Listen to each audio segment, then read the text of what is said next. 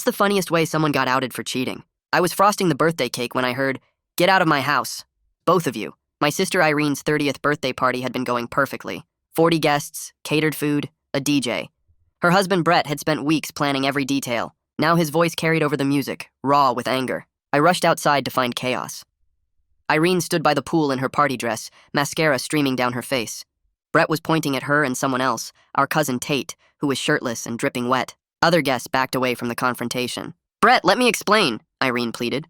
"Explain what? That I just caught you in the pool house with him?" The music cut off. Everyone stared. Tate grabbed his shirt from a chair, trying to cover himself. He was Irene's first boyfriend from high school, recently divorced. Brett had specifically not wanted to invite him, but Irene insisted family should be there. "It's not what it looked like," Tate said. Brett laughed bitterly. "Really? Because it looked like you two were half naked in there while I was inside greeting your mom, Irene, at your own birthday party." Irene's best friend Maria tried to intervene. "Maybe we should all calm down and—" "Did you know about this?"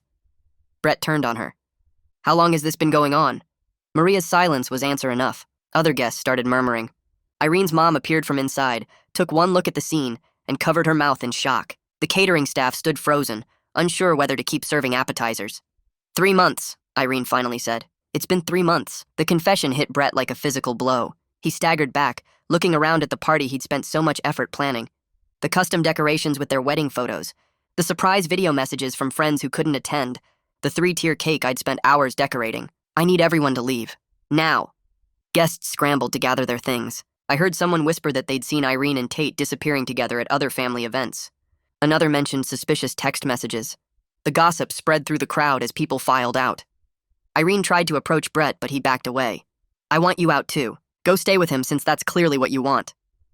"This is my house too." "Not anymore." Tate had the decency to look ashamed as he slunk toward the gate. Irene's mom was crying, begging them both to work it out. But Brett walked inside and locked the sliding glass door behind him, leaving Irene outside her own party. I started cleaning up, not knowing what else to do.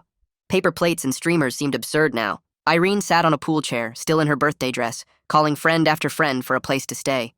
Most had seen what happened and made excuses. My phone buzzed with texts from guests who'd left.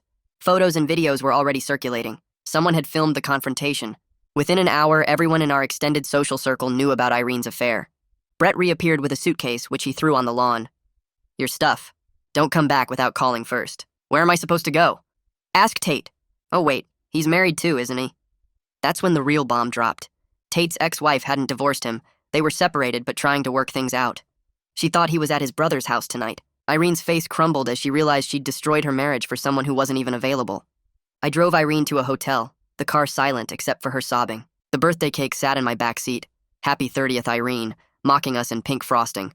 At the hotel, she finally spoke. "I knew Brett was planning something big. He'd been acting secretive for weeks. I thought maybe jewelry or a trip." She pulled out her phone and showed me a text from Brett sent that morning. "Can't wait for tonight. Your surprise is going to change everything." I felt sick. "Irene, what surprise?" She shrugged, defeated. "I guess we'll never know now, but I knew. I'd helped Brett coordinate it. He'd invited Irene's college roommates from Australia to fly in. They were supposed to arrive during the party. He'd also been working with her boss to arrange a promotion announcement. The whole party was meant to celebrate not just her birthday, but her achievements. "Check your email," I said quietly. She opened it and found a message from her boss, sent an hour ago. "Heard there was an issue with the party. We'll discuss the senior director position Monday."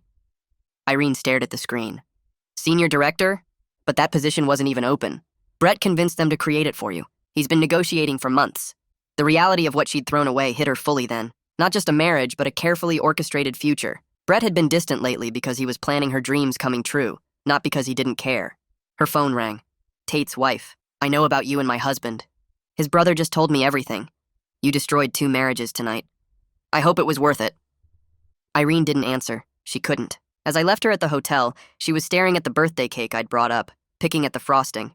30 candles waiting to be lit for wishes that would never come true. The next morning, our family group chat exploded. Brett had posted a single message. The surprise was adoption papers. We were finally approved. I guess I'll be calling the agency alone on Monday. That was when Irene fully snapped. She grabbed her phone and hurled it at the hotel wall with a scream that made my ears ring. The screen exploded into pieces and scattered across the carpet. Before I could react, she was hitting herself in the face, hard slaps that left red marks on her cheeks. I lunged forward and grabbed her wrists, but she kept screaming about destroying everything for nothing, for a man who wasn't even free. The phone at the front desk must have been ringing off the hook because within minutes someone was pounding on our door. 2 security guards stood there looking concerned and ready to call the cops. I explained it was a family crisis while holding Irene's arms behind her back as she tried to lunge past me. They watched her collapse onto the bed, sobbing about the baby she'd never get to adopt now, the one they were going to name after Brett's dead mother. One guard asked if we needed medical help, but I promised I'd stay with her all night to make sure she didn't hurt herself. They left reluctantly after making us promise to keep the noise down. I sat on the floor next to the bed while Irene cried herself to sleep, waking up every hour gasping about what she'd lost. The next morning, she was up at 6, insisting we drive to Brett's house immediately. She needed to explain everything, to make him understand it was just fear about becoming a mother. I tried to talk her out of it, but she was already pulling on yesterday's party dress that still smelled like chlorine from the pool. I followed in my car, watching her weave through traffic like she might crash on purpose. At Brett's house, she jumped out before even putting the car in the park and ran to the front door. She pounded with both fists while Brett stood at the living room window watching her without moving. She kept hitting the door until her hands were red and swollen. Brett finally cracked the door open just wide enough to speak through the gap. He told her if she didn't leave immediately, he was calling the police and filing a restraining order. Irene dropped to her knees right there on the front lawn, begging for just 5 minutes to explain. The neighbors started coming out of their houses, some with coffee cups, watching the show like it was morning entertainment. Mrs. Henderson from next door was already filming with her phone. I grabbed Irene under her arms and dragged her back toward the car, while Brett actually pulled out his phone and started dialing. She was gasping about the adoption, the promotion, everything she'd wanted her whole life just gone. In the car, she finally admitted the truth between sobs. She'd been terrified about becoming a mom, about not being good enough, about losing herself completely, so she destroyed it all before it could disappoint her. Back at the hotel, I helped her set up a new phone while she kept refreshing our family group chat on mine. Our aunts were choosing sides, with Aunt Carol saying Brett deserved better, and Aunt Linda defending Irene as going through a crisis. Cousins were posting their opinions and theories about when it really started. Mom kept typing long messages begging everyone to stop fighting and think about the family. The chat had over 300 messages since Brett's adoption announcement.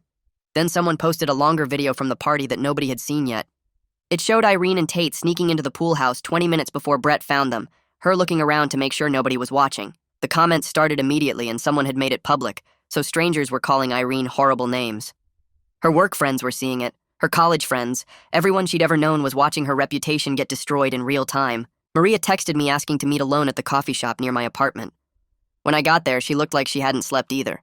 She admitted she'd helped cover for Irene 3 times when she met up with Tate, told Brett that Irene was with her when really she was at some motel. She swore she'd told Irene to end it before someone got hurt, but felt sick about not warning Brett. She kept picking at her napkin until it was shredded all over the table. That afternoon, Brett texted me a 2-hour window on Thursday when Irene could get her essential stuff from the house. He wouldn't be there, and she could only take clothes and basic toiletries, nothing that belonged to both of them. Irene begged me to go with her because she couldn't face that house alone. Thursday came and we pulled into the driveway of the house she'd lived in for 8 years. Brett had left the garage door open and boxes stacked inside labeled clothes only and bathroom items only in his neat handwriting. We started packing her things into garbage bags because we hadn't brought boxes. Every room had their wedding photos still up, their faces smiling at us from every wall. In the bedroom, her side of the closet looked violated with hangers pushed aside and drawers left open from Brett checking what she took. We worked in silence until we reached the room at the end of the hall. The door was painted with jungle animals, and inside was a white crib already assembled with a mobile hanging above it. The walls were soft yellow with hand-painted elephants and giraffes marching around the borders. A rocking chair sat in the corner with a stuffed lamb on the seat. Irene took one look and ran out, gasping like she couldn't breathe. She made it to the bathroom before throwing up, her whole body shaking. I finished packing while she sat in the car with her head between her knees, trying not to pass out. Back at Brett's house, I went inside to grab the last bag while Irene stayed in the car. Brett's home office door was open, and I saw papers spread across his desk. An adoption folder sat there with yellow sticky notes all over it, timelines marked in Brett's neat writing. The caseworker's business card was clipped to the front with Mila Zhao printed on it. I didn't touch anything, but that name stuck in my head as I carried the bag out. In the car, Irene kept calling Tate over and over while I drove back to the hotel. 5 calls went straight to voicemail. She was leaving desperate messages when her phone finally buzzed with a text. She read it out loud in a flat voice. "Can't talk. Wife knows everything. Please stop contacting me." The phone slipped from her hand onto the floor. She stared at nothing while I parked at the hotel. Inside her room, she sat on the bed refreshing her work email every few seconds. An email popped up from Ricardo Howell, her boss. The subject line said, "Urgent. Need to discuss recent events." She opened it with shaking hands. It asked her to call him Monday morning about her position. She hadn't even thought about work seeing the party video. The reality hit her that everyone at her company probably knew by now. Her phone started buzzing with notifications from the family group chat. Layla Flores had sent a long message to everyone demanding to know who knew about the affair. She wrote that multiple people must have seen signs at family events, and she wanted accountability for who enabled this betrayal. More messages flooded in as family members started responding. Mom tried calling Layla while I watched Irene read the messages. I could hear Mom getting screamed at through the phone from across the room. That evening, Mom showed up at the hotel room with red eyes and tissues stuffed in her purse. She sat on the chair by the window and started crying about how our family was destroying itself. She admitted she thought something was weird at the last family barbecue when she saw Irene and Tate talking by the garage for too long. She didn't want to believe anything bad was happening. I told her I was keeping Irene safe, but I wasn't going to lie to anyone about what happened. Mom nodded and wiped her eyes. Then she said something that made me freeze. She told us Dad had an affair years ago that almost ended their marriage. They separated for 3 months when we were in middle school. I remembered them telling us Dad was traveling for work. Mom said she told Irene back then to always have options and never depend completely on one person. She thought she was giving good advice, but now she wondered if she planted terrible seeds. Irene just stared at her like she was seeing Mom for the first time. My phone rang while Mom was still talking. Brett's name showed on the screen. I stepped into the bathroom to answer. He said the adoption agency needed an update about the family situation. He was supposed to provide references about the home environment. His voice cracked when he asked if I'd still be honest with them. He mentioned they were going to name the baby after his late mother, Margaret. I could hear him trying not to cry. I said yes. I'd talk to them if they called. The next day, Mila Zhao called me. She was professional, but I could tell she already knew something was wrong. I stuck to basic facts about what happened at the party. She explained that major disruptions like this could pause or cancel adoption approvals, especially with legal separation starting. She said they'd need to reassess the home stability. The consequences kept expanding beyond what anyone imagined that night. Monday morning came, and Irene put on her most professional outfit to meet with Ricardo at his office. I drove her there and waited in the parking lot. She came out 40 minutes later looking pale. Ricardo had explained the senior director position was now deferred indefinitely. The board members had seen the party videos circulating online and had concerns about her judgment and stability. She still had her current job, but any advancement was off the table. That afternoon, while Irene lay in bed staring at the ceiling, Maria texted me. She'd heard from someone at her gym that a person from Brett's company had deliberately shared the party video with Irene's workplace. Someone wanted to destroy not just her marriage, but her career too. When I told Irene, she started listing every person she knew at Brett's company, trying to figure out who hated her that much. She became paranoid about everyone, wondering who else was working against her. The hotel room felt smaller every day, as the consequences of that party kept spreading like spilled wine on white carpet. 2 days later, I decided to track down Tate since nobody could reach him on the phone. I found him at his usual gym downtown, running on a treadmill like he was trying to escape his own skin. His face looked hollow, and he'd lost weight in just those few days since the party. I stood right in front of his machine until he had to stop and acknowledge me. He pulled out his earbuds and stepped off, grabbing a towel to wipe the sweat that was pouring down his face. We walked to the empty juice bar area where he bought 2 waters and sat down heavily on a stool. He told me he and Irene never really stopped talking after high school.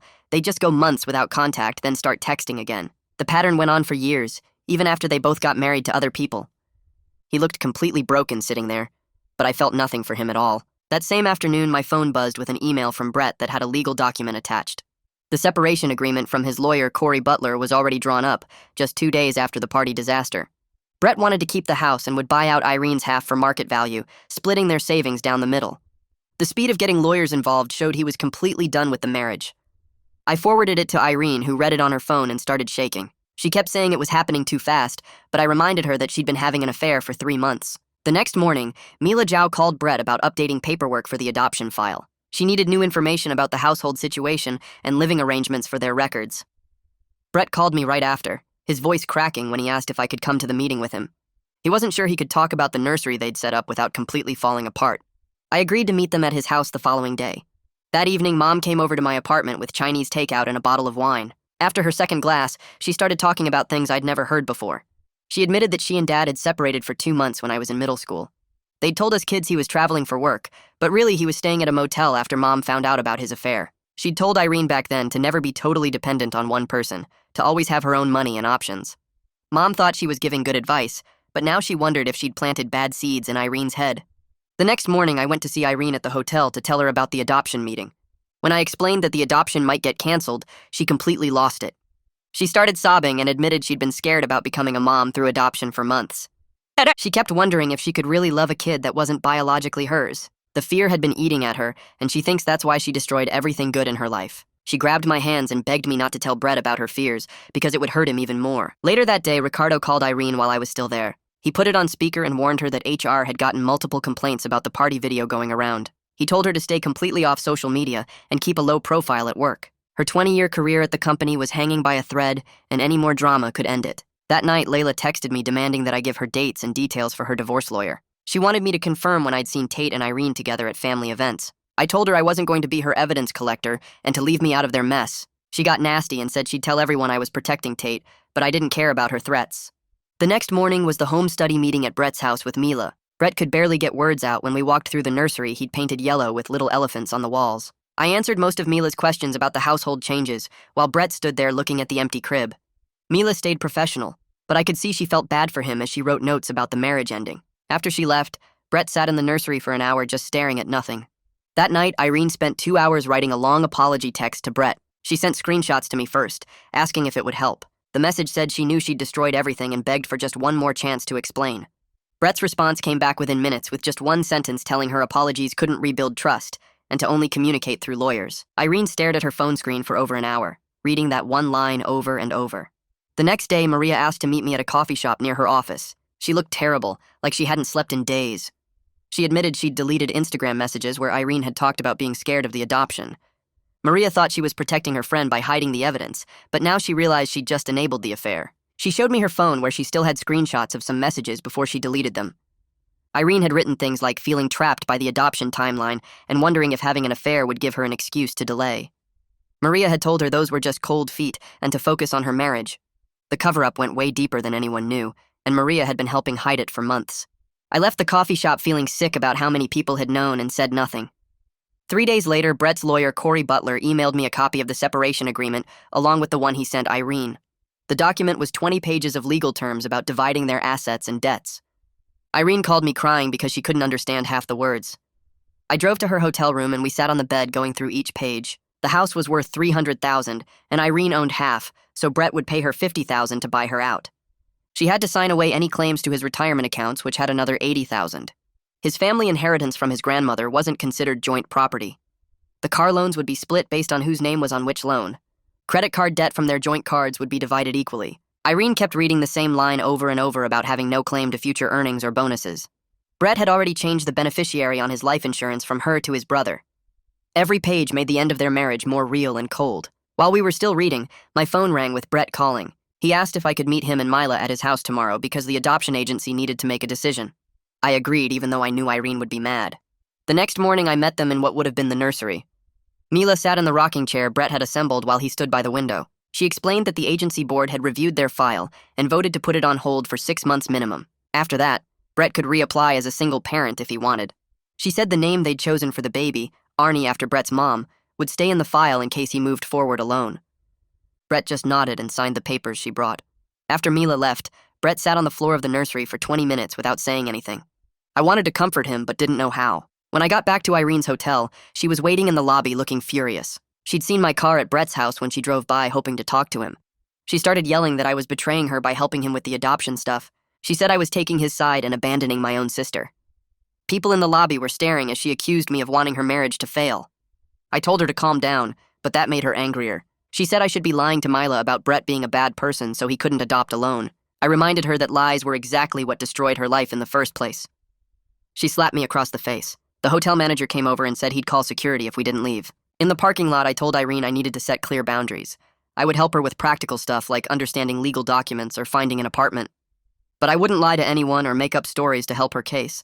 I wouldn't spy on Brett or pass messages between them. If she wanted my support, she had to start being honest with herself and everyone else. She stood there with tears running down her face, but finally nodded. She said she understood even though I could tell she thought I was being cruel. The next week, Ricardo called Irene with a job update. The senior director position was gone forever, but he could offer her something else. There was an opening in a different department for a regular manager role. It meant a 20% pay cut, and she'd report to someone who used to be her peer. She'd have to prove herself stable for 6 months before any promotion talks. It was humiliating, but she needed the income. She accepted immediately and thanked him for not firing her completely. That same afternoon, Corey Butler filed the official separation papers with the courthouse. I got copied on the email confirmation since I was listed as a contact. The subject line said, Perkins versus Perkins, initial filing, which made everything feel final. There was no mention of counseling or reconciliation attempts, just forms about dividing property and establishing separate households. The divorce would be final in 6 months if neither party contested anything. Mom came over that night and we talked about the family falling apart. She started crying and admitted she'd taught Irene terrible lessons about relationships. She said she always told us girls to keep secrets to avoid conflict. She thought she was keeping peace, but really she was teaching us to hide problems instead of solving them. She realized now that Irene learned to hide her affair fears instead of talking to Brett about them. Mom said our grandmother did the same thing, keeping quiet about problems until they exploded. 3 generations of women who thought secrets were safer than honesty. We both cried, realizing how these patterns had damaged our whole family. The next day, I went to get groceries and remembered the birthday cake was still in my trunk. I'd completely forgotten about it in all the chaos. The frosting had melted and run down the sides. The pink roses I'd carefully piped were just colored puddles.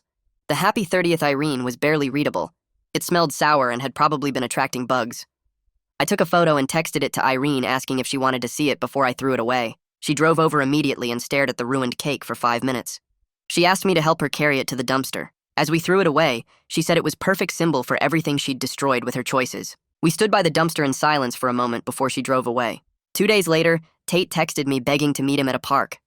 I almost ignored it but decided to hear what he wanted. He looked terrible with bags under his eyes and clothes that didn't match. He said Layla had agreed to let him move back temporarily to try saving their marriage, but she wanted documentation about when the affair started and ended. He asked me to lie and say it only lasted a few weeks instead of 3 months. He said it would help him save his family. I told him he disgusted me. He'd destroyed 2 marriages and now wanted me to lie for him. I said he needed to face the consequences of his choices like everyone else. I told him to never contact me again and walked away while he called after me. That night, Mila called Irene directly, which surprised everyone. She said the agency wanted to offer resources even though the adoption was on hold. She emailed links to grief counselors who specialized in adoption disruption and loss of potential parenthood. She said the agency understood that Irene had lost something real, even though the baby was never placed with them. It was unexpected kindness from someone who had every reason to judge Irene harshly. Irene called me sobbing after the conversation. She kept saying, "I could have been a good mom," over and over. The reality of what she'd given up for an affair with someone who didn't even want her was finally sinking in completely. The next morning, Irene actually did something I didn't expect and called around to find a therapist who specialized in self-sabotage and relationship destruction. She made an appointment for that same week and went alone without telling anyone else, which made me think maybe she was serious about changing for once. Ricardo called her that afternoon while I was helping her unpack some boxes at the hotel and warned her about posting anything on social media that could hurt the company's reputation since people were still sharing videos from the party. She showed me her phone where she'd typed out some vague inspirational quote about rising from ashes, but then deleted it without posting, finally getting that she needed to disappear from public view completely. 2 days later, Brett texted me asking if I could come collect the rest of Irene's stuff from the garage and attic, since he didn't want to deal with it himself. I agreed, but kept our conversation strictly business, no personal talk about feelings or what happened. The garage smelled like their life together with old camping gear and Christmas decorations mixed in with her college boxes, and I had to stop myself from crying while loading everything into my car. Up in the attic, I found more boxes labeled with their wedding date and vacation memories, but what really got me was seeing the adoption folder sitting on his desk with new sticky notes he'd added that said, "On hold 6 months," and underneath, "Reapply as single parent," with that question mark that just broke my heart because he was grieving 2 losses at once. Mom came over that night while I was sorting through the boxes and started crying about her own guilt in all this mess. She admitted she'd been pushing Irene for months to ask Brett about getting promoted at work, not knowing he was already secretly arranging it as her birthday surprise. She kept saying maybe if she hadn't added that pressure, Irene wouldn't have panicked about all the life changes happening at once and ruined everything with Tate. Everyone was looking back trying to figure out their role in this disaster. 3 days later, Irene came out of her first real therapy session, looking exhausted, but somehow calmer than I'd seen her in weeks. She didn't overshare all the details, which was unusual for her, just said she had a lot of work to do on herself, and the therapist had given her homework about identifying her fear patterns that led to the affair. That same afternoon, Layla texted me again saying she'd filed divorce papers against Tate and needed Irene to sign an affidavit about when the affair started and ended for her lawyer. I texted back that I was done being everyone's messenger and blocked her number because I couldn't handle being pulled into their divorce drama too. She'd have to get her evidence somewhere else. The next morning, I met Brett at a coffee shop to hand over some mail that came to the house for Irene, and he mentioned something that made my stomach drop. Mila from the adoption agency had told him they'd received anonymous calls weeks before the party, warning about problems in their marriage and suggesting they weren't stable enough for a baby. Someone had been trying to sabotage the adoption before everything even exploded at the party, and Brett suspected it was someone in our family who knew about the affair. When I saw Irene later, I carefully asked if she'd ever contacted the adoption agency herself and watched her face crumble as she admitted the truth. She'd called them once after a fight with Brett months ago, asking about delays in the process. Not exactly trying to sabotage things, but definitely wanting to slow everything down because she was terrified. Her fear had been controlling her decisions for months before the party disaster. Brett texted me the next day saying he'd confirmed there was actually a second anonymous call from a different number warning the agency about family secrets that could affect the adoption. He was starting to realize multiple people knew about the problems and tried to interfere behind the scenes instead of just being direct and honest. Trust wasn't just broken between him and Irene, but throughout our whole family and friend group. Maria called me the next afternoon, asking to meet at the same coffee shop where we'd talked before. She looked awful when she walked in, eyes red and puffy from crying. She sat down across from me and started picking at a napkin while I waited for her to talk. After a few minutes, she finally looked up and told me she needed to confess something. She'd been one of the people who called the adoption agency about Brett and Irene's marriage problems. She thought she was protecting a future baby from being brought into an unstable home. She realized now she'd violated everyone's privacy and made everything worse by interfering. I sat there stunned while she explained how guilty she felt for enabling Irene's affair and then trying to fix things behind everyone's backs. 2 days later, I drove Irene to her lawyer's office to sign the separation papers. Brett was already there with Corey when we arrived, sitting at the opposite end of the conference table. Irene's hands shook as she signed each page while the lawyers explained the terms. She'd get $50,000 for her share of the house and nothing else. When she signed her name, she wrote it as Irene Johnson, already going back to her maiden name. Brett didn't look at her once during the whole meeting. The lawyers collected the papers, and Brett left without saying a word to either of us. Irene sat in the parking lot afterwards, staring at her copy of the agreement. That same week, Ricardo called Irene into his office to discuss her new work arrangement. He'd prepared a performance improvement plan that laid out specific requirements for the next 6 months. She had to meet monthly with him to review her progress and show she could handle her responsibilities. Any missed deadlines or unprofessional behavior would result in termination. She signed the document gratefully since she needed the income, even with the 20% pay cut. Meanwhile, Brett met with Mila about the adoption file status. She explained he could either pause the application indefinitely or convert to foster care eligibility as a single parent. Brett chose to pause everything for 6 months to figure out what he wanted. Mila said she understood and would check back in 3 months to see if anything had changed. He told me later he couldn't imagine raising a child alone right now, but didn't want to close that door forever. A week later, I spent my Saturday helping Irene look at apartments she could afford on her reduced salary. We toured 5 different places, each one smaller and more depressing than the last. She finally picked a 1-bedroom place 3 blocks from Mom's house. The building was old and the apartment needed paint, but it was clean and cheap. She joked darkly that at least she wouldn't need a second bedroom for a nursery now. I helped her fill out the rental application while she tried not to cry. Moving day came 2 weeks later, and I borrowed Dad's truck to help transport her stuff from the hotel. She didn't have much since Brett kept most of the furniture in the separation agreement. We packed her clothes, some kitchen items, and a few personal things into boxes. When we got to the bottom of one box, she found their wedding cake topper wrapped in tissue paper. She held it for a long moment before putting it in a memory box instead of the trash. She wasn't ready to throw away everything from her old life yet. That evening, Brett sent an email to everyone who'd contributed money for the party expenses. He wanted to return everyone's contributions, including the $300 I'd spent on cake supplies. I replied that I didn't want the money back and preferred not to have any reminders of that night. He wrote back with just 2 words in his response. A few days later, Maria texted me that she and Irene had met to talk about their friendship. She didn't give me details, but said they'd decided to take a long break from each other to heal. 20 years of friendship was basically over because neither of them could trust the other anymore. Maria felt guilty for covering up the affair, and Irene felt betrayed by the adoption agency call. They needed space from each other indefinitely. The following week, Mom showed up at Irene's apartment with bags of groceries.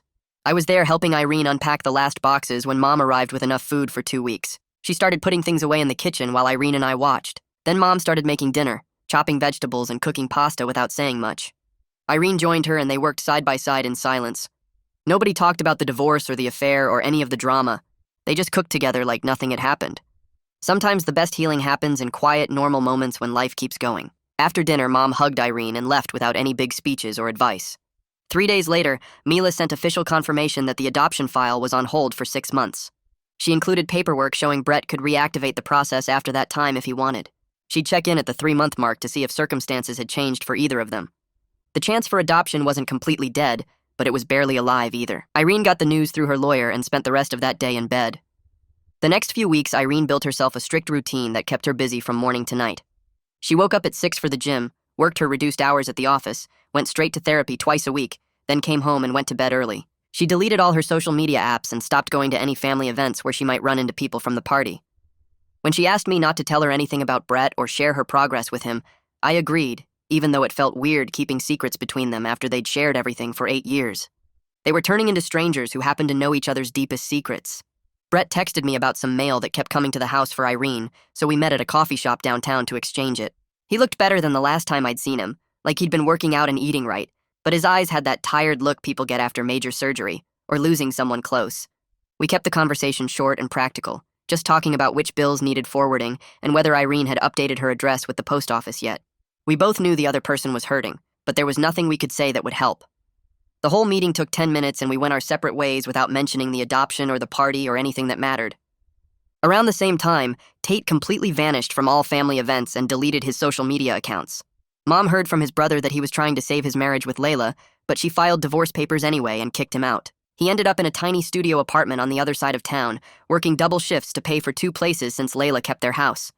Nobody in the family felt bad for him, since he'd lied about being divorced and destroyed 2 marriages in one night. His consequences were just as bad as Irene's, but at least she hadn't lied about being single when she started the affair. After 6 weeks at her new position, Ricardo called Irene into his office for her first performance review. She told me later that she'd been sure she was getting fired, but he just noted that her work had stabilized and she was meeting all the basic requirements. There was no mention of the senior director position or any future advancement, just acknowledgement that she was doing okay at her current level. She came home and cried because doing okay felt like such a small victory, but it was better than losing everything. The same week, Mila sent Irene a package with books and pamphlets about processing grief when adoption plans fall through.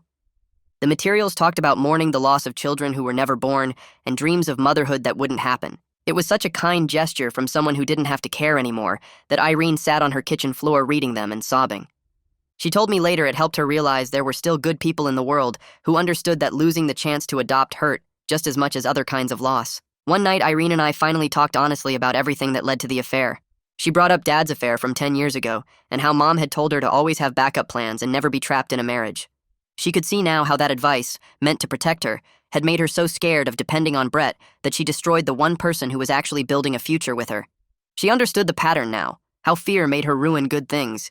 But understanding didn't fix anything or bring Brett back. We sat in her empty apartment surrounded by boxes she still hadn't unpacked, both knowing she'd have to live with these choices forever. That weekend, Brett posted his first social media update since the party, just a simple message saying he was focusing on work and personal healing, with no immediate plans for dating or pursuing adoption.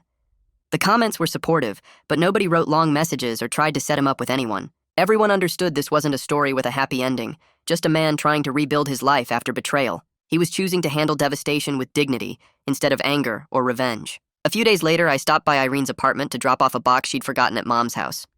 She didn't invite me in, but I could see through the doorway that she had their wedding cake topper sitting on her kitchen counter right next to the printed adoption approval letter they'd gotten the week before the party.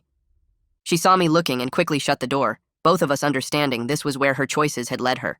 There was nothing I could say to make it better, and she didn't want comfort anyway.